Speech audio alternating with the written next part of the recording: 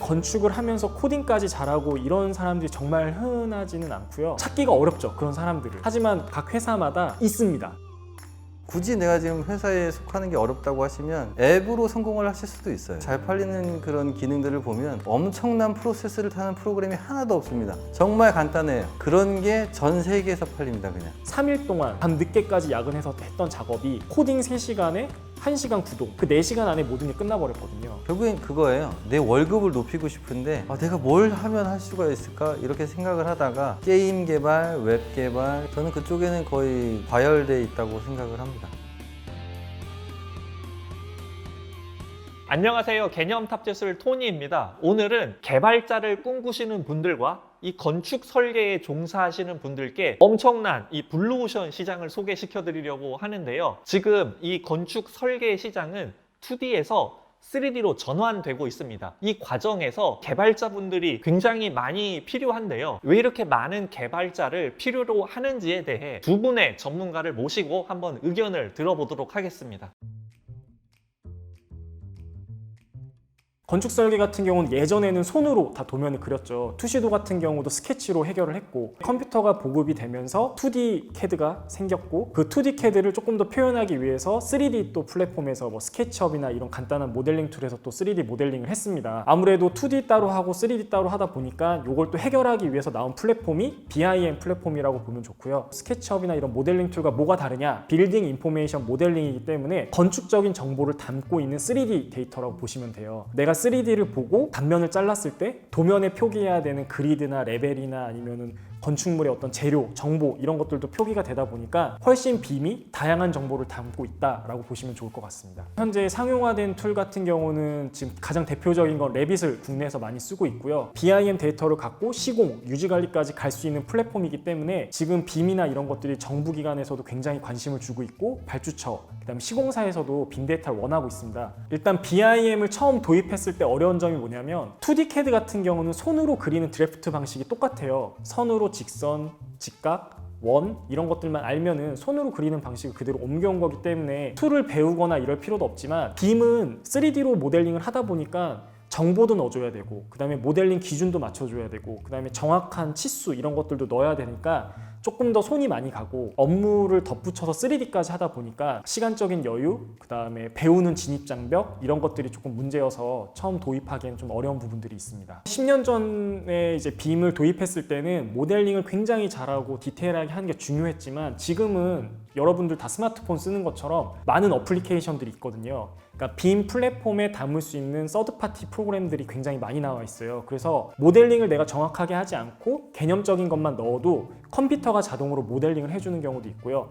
정보를 자동으로 추출해주는 경우가 있기 때문에 지금은 빔을 그렇게 모델링에 접근하기보다는 내 개념안들을 컴퓨터한테 잘 넣어주는 이런 것들이 더 중요한 것 같습니다. 저도 지금 학교에서 그 학생들 대상으로 수업을 하고 있는데, 많은 학생들이 건축과에 지원을 했지만 본인이 건축적 재능이 없어서 포기를 하는 사람들도 되게 많이 봤고요. 꼭 설계를 하고 내가 시공 현장에 가는 것만이 저는 건축을 하는 게 아니다라고 생각을 하거든요. BIM 플랫폼을 이용해서 표현을 해주는 것도 전 하나의 건축이라고 생각을 합니다. 빔 엔지니어는 빔 모델러다라고 이렇게 얘기를 하지만, 실은 모델링만 가지고서는 빔 엔지니어라고는 말할 수 없고요. 이 건물에 필요한 정보가 무엇이고, 모델링을 할 때 어떤 규칙을 정해줘야 되고, 그 다음에 어떤 서드파티를 이용하면 모델링이 얼만큼 빠르고 효율적으로 잘 되는지 이런 것들을 다 컨트롤한다라고 보시면 좋고요. 빔 엔지니어 같은 경우는 설계사무소에서도 일을 할 수 있고, 건설사에서도 일을 할 수 있고, 또는 엔지니어로서 뭐 프로그래밍까지 덧붙여진다라고 하면은 소프트웨어 만드는 회사에서도 충분히 일을 할 수가 있습니다. 지금 BIM 프로그램 같은 경우는 국내에서 제작한 게 아니라 해외에서 제작을 한 플랫폼이다 보니까 해외 도면, 해외 건설사에 맞춰 있거든요. 그러다 보니까 지금 추세가 국내용 애돈을 넣어서 그 프로그램을 좀 국내 도면이나 국내 현실에 맞춰서 이제 변환하는 프로그램들이 굉장히 많이 나오고 있어요. 신입사원이 BIM 모델링을 일일이 한 땀 한 땀 이제 3일 동안 작업을 했다고 하더라고요. 그걸 보고 제가 그냥 간단한 코딩을 짜서 드렸는데 3시간도 안 걸렸거든요. 코딩을 짜는데 실제 작업량은 하루 만에 다 끝나버렸어요. 각 회사마다 건축도 하면서 소프트웨어도 다루는 사람들이 있고요. 왜냐하면 회사 내에서도 직원들의 반복적인 업무들을 줄이기 위해서 본인들만의 어떤 애돈 같은 걸 만들려고 하거든요. 그런 사람이 있으면 별도의 개발 비용을 주지 않고도 회사 내에서 만들 수 있다 보니까 그런 사람들이 있으면 회사 내에서는 굉장히 좋아하죠. 좀 건축 쪽 안에 있는 IT나 아니면 빔 엔지니어나 이런 코딩 쪽도 한번 배워보면 본인이 보지 못했던 시각이 또 열리거든요. 소프트웨어를 굉장히 잘 만드는 프로그래머가 건축을 배워서 소프트웨어를 만드는 것보다 기본적인 건축적인 소양을 갖고 있고 IT 개념을 탑재한 사람이 프로그램을 만드는 게 이해도가 더 높더라고요. 개발 쪽이나 IT 쪽도 한 번은 좀 살펴보는 것도 좋을 것 같습니다.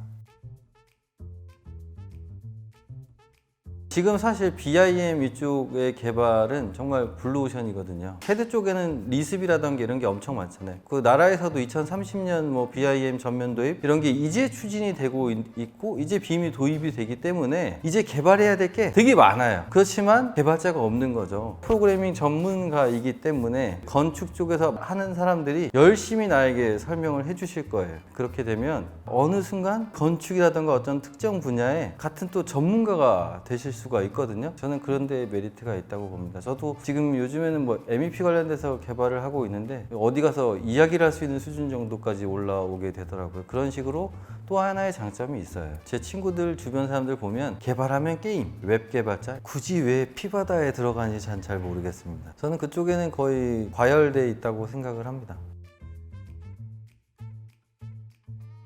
개발자 입장에서 생각하는 빔 엔지니어는 단순한 모델링을 하시는 분이 아니에요. BIM이라고 하는 요즘의 그런 3D 설계는 3D 데이터에 다양한 정보를 포함하고 있습니다. 모델은 기본이고 그 안에 들어있는 다양한 정보를 컨트롤하고 활용할 수 있는 사람, 그게 빔 엔지니어라고 저는 생각을 합니다. 지금 상황은 빔 도입 실패하는 곳이 아직도 많아요. 2월 달에 신문기사 난 것 중에 하나가 빔 도입을 했지만 이원화 작업 때문에 실패하는 경우가 많다고 아직도 나고 있는 상황이에요. 저는 지금 계속 이야기 드린 건 이건 무조건 한다. 빔은 무조건 도입을 할 거고 나라에서도 그렇게 추진을 하고 있다. 그렇지만 그런 드림이나 이런 프로그램이 이쪽 바닥에 없다라는 거예요. 그리고 또 하나, 굳이 내가 지금 회사에 속하는 게 어렵다고 하시면 앱으로 성공을 하실 수도 있어요.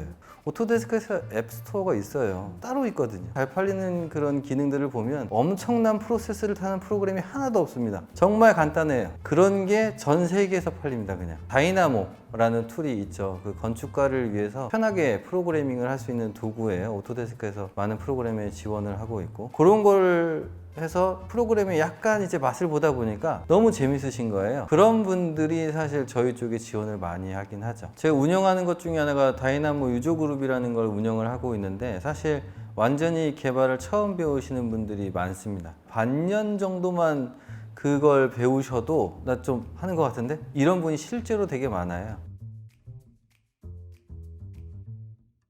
개발자들의 중요한 거는 경력이에요, 경력. 사실 경력이 쌓이면 나의 소스 코드도 쌓입니다. 개발자들이 사실 진짜로 A에서 Z까지 다 쓰고 프로그래밍 하는 사람 하나도 없어요. 거의 컨트롤 C, 컨트롤 V입니다. 그 복붙할 아이템이 저한테는 근 10년치가 있는 거죠. 조금 배워가지고 쉽네? 이럴 수는 있다고 생각을 합니다. 결과물까지 냈을 때의 속도라던가 품질의 차이가 틀릴 뿐인 거예요. 데이터를 그냥 보여주는 것, 제공하는 것만 내가 보는 사람이 될 거냐, 많은 정보를 컨트롤하고 내가 커스터마이징 할 수 있는 사람이 될 거냐. 요즘에 초등학교에서도 컴퓨터 코딩을 배우는데 결국엔 그거예요. 내 월급을 높이고 싶은데 내가 뭘 하면 할 수가 있을까 이렇게 생각을 하다가 CAD를 잘하는 사람도 너무 많고 CAD 개발자도 제 눈에 너무 많아가지고 그러면은 빔도 하는 사람이 없는데 빔에 애드인을 내가 만들어 보자. 정말 오래 걸렸어요. 처음에 누구 하나 설명도 안 해주고 그런 인터넷의 문서들을 가지고 내가 따라하는 거 다 해로나요. 뭐 되는 게 없어. 그걸 누군가가 잡아줬으면 예전으로 돌아간다고 하고 프로그래밍을 배울 수 있는 기회가 있다고 하면 무조건 배울 것 같습니다. 앞서 두 전문가분의 의견을 들어봤는데요. 그렇다면 이 개발을 배우기 위해서는 어떻게 해야 되느냐? 서울 소프트웨어 아카데미, 줄여서 이 새싹이라고 하는데요. 이 새싹의 캠퍼스는 교육 브랜드로, 새싹에서의 교육 프로그램은 기업의 수요를 기반으로 하고 있고요. 학습 효과가 높은 여러 방식을 통해서 개발자로 데뷔할 수 있도록 굉장히 촘촘한 절차로 기획하고 구성되고 있습니다. 그래서 먼저 이 과정 도출을 위한 커리큘럼이 굉장히 디테일하게 준비가 되어 있고, 그리고 우수한 교육 파트너들을 발굴하고 커리큘럼을 만들어내고 있습니다. 그리고 실전 중심의 교육 과정을 운영하고 있고요. 그리고 교육생 선발에서부터 교육 과정, 레벨업 직전까지, 그리고 이 개발자 분들의 일자리까지 연계를 한 프로그램이 제공되고 있습니다. 새싹과 함께 개발자의 꿈을 이루셨으면 좋겠습니다.